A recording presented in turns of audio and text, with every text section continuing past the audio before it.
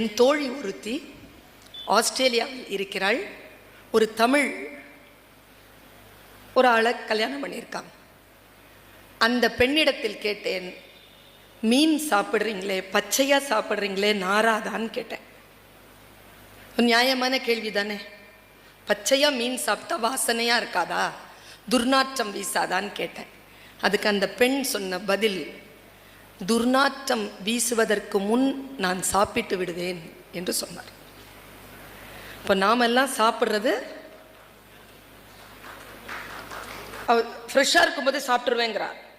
எப்படி சாத்தியம்னு கேட்டேன்.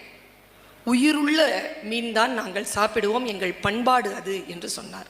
நான் தேடி போனேன், எப்படி உயிருள்ள மீனை சாப்பிடுவது? எப்படியும் வலையில் பிடிச்சா செத்து தானே போகும். செத்ததற்கு பிறகு கூட உடலிலே சூடு இருக்கின்ற பொழுதே எந்த மீனை சாப்பிட்றோமோ சமைச்சிடறோமோ அதில்